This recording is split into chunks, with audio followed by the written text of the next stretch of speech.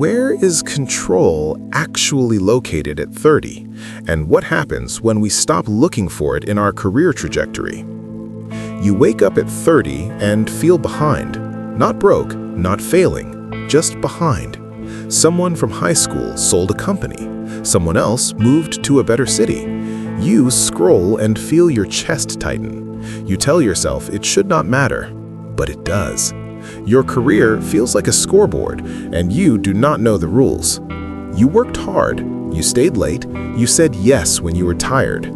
Still, the outcome looks random. Promotions move sideways, markets shift overnight. A manager leaves, a company restructures. You sit there and wonder what you did wrong. Maybe nothing. That thought is almost harder, because if nothing is wrong, then maybe this is just how it works. And that feels unstable. Around this age, something quiet happens. You realize your career has its own weather. It changes without asking you. It responds to forces you never see. Economic cycles, other people's decisions, timing you cannot control. You can prepare, you can show up, but you cannot command the result. That realization can feel like a loss.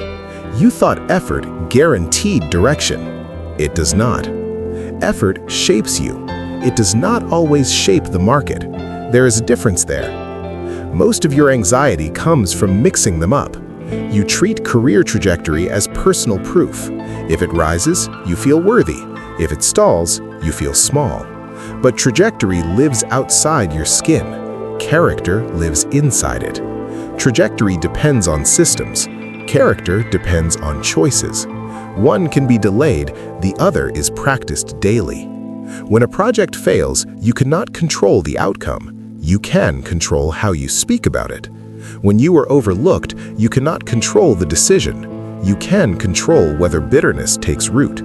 When someone else advances faster, you cannot slow them down. You can decide if envy defines you. These are small moments. They feel minor, but they are the only moments that are fully yours.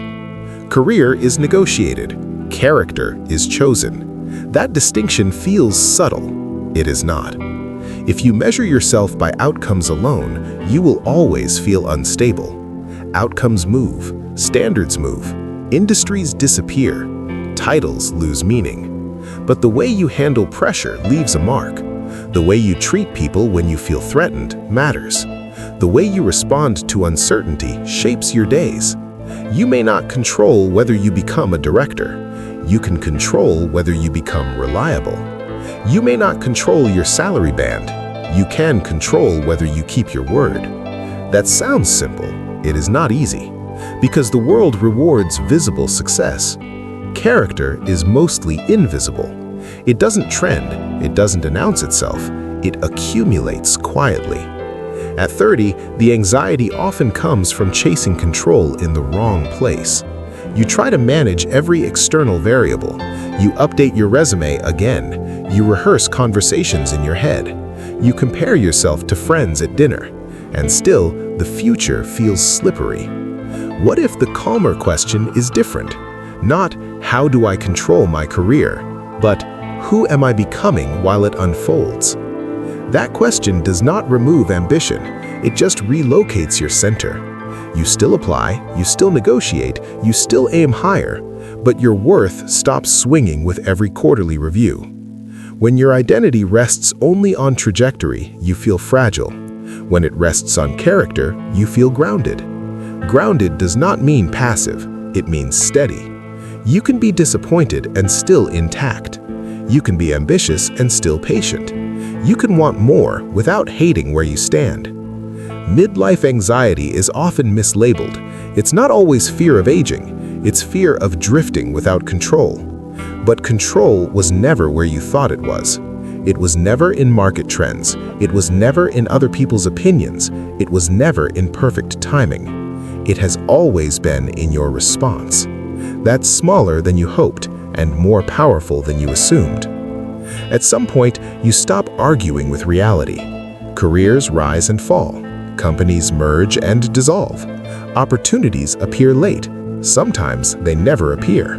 You cannot force the arc. You can decide how you walk it. You can decide if you become reactive or if you become steady. You can decide if setbacks make you sharp or make you cruel. That choice repeats quietly, day after day.